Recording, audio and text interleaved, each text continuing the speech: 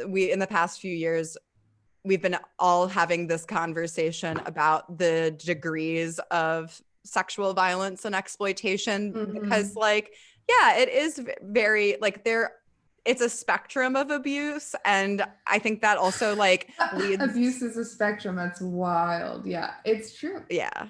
But then people use that to justify other forms of abuse. Like if you have a fucked up mindset, then it's like, oh, well, at least he didn't like rape you and snatch you in an alleyway. I guess it's not that bad. Like there's this attitude that like undermines Yeah. And honestly, harassment or emotional abuse. You know what I mean? It is a spectrum, and people are in. I think I partly blame our platforms, like the lack of nuance in the way we interact digitally, follow, unfollow, like, unlike, delete, add. It's just like we are now just obsessed with thinking in binaries, and like basically we invalidate any nuance as either like both siderism or like not taking a side, which is like literally not true. Like it's like, would you say that to the color purple? I just don't get it. Like there's millions of colors, there's like millions of numbers, like there's so many like forms of expression and like things that are real. Why would we ever be like, he assaulted me, he didn't assault me? That one always gets to me too. It's like, why are we fighting over whether he or not he assaulted anyone? Like, did he fuck up? And let's talk about how he fucked up. We don't have to label everything. Why don't we just talk about how he hurt this person or how she hurt this person? Right. Yeah, in harm reduction and restorative transformative justice, a cool concept that makes me think about different variables and when someone does cause harm is like, we're all humans, we're all capable of causing harm. That is a given. It's the intention and how you react after you learn that you've hurt somebody that really determines whether this is, I mean, and then also, is it a pattern? Is this something you're doing is it a pattern? And yeah, I mean, like a common example, Ida Mandalay is an educator that taught me about this, where it's like, if you are driving your car and like, let's say you're backing out of a parking garage and accidentally hit somebody with your car, you immediately get out of the car and you're like, oh my God, are you okay? Like, do you need any help? Versus I'm pulling out of the parking garage, I see somebody, I'm gonna go hit them with my car, and then I'm gonna go speed away and maniacally laugh. Like, it's like the same harm is being caused. Like somebody is getting hit by a car in both situations.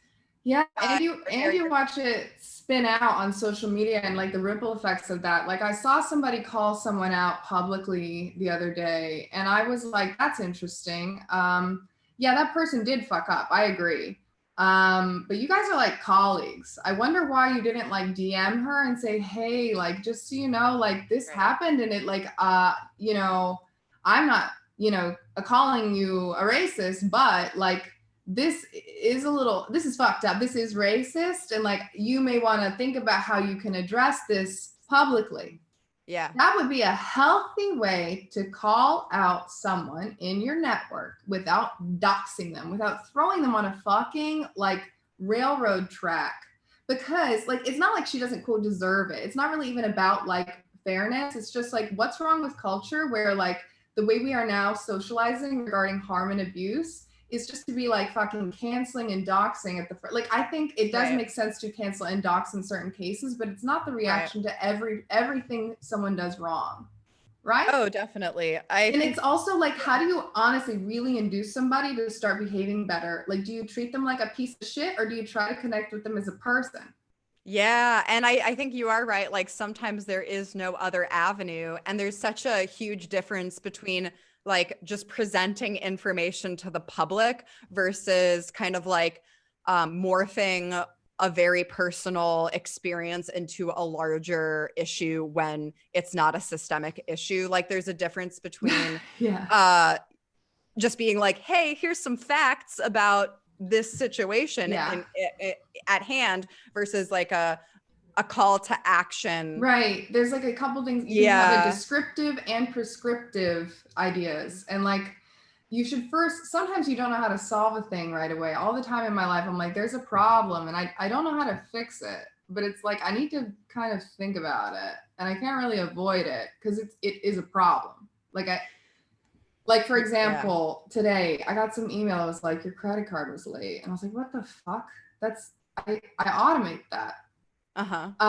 What happened? I'm like, so I don't know how it happened, but I was like, I can't. Me in college would have avoided it for months. Really? I mean, oh yeah, that's how people go into debt.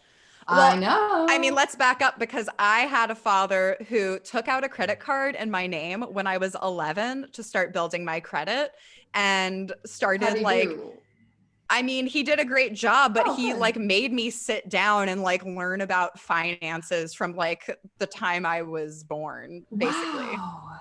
Which that's like cool. It is cool, but my dad was like ex-military. Yeah, my dad was. Did you ever meet my dad?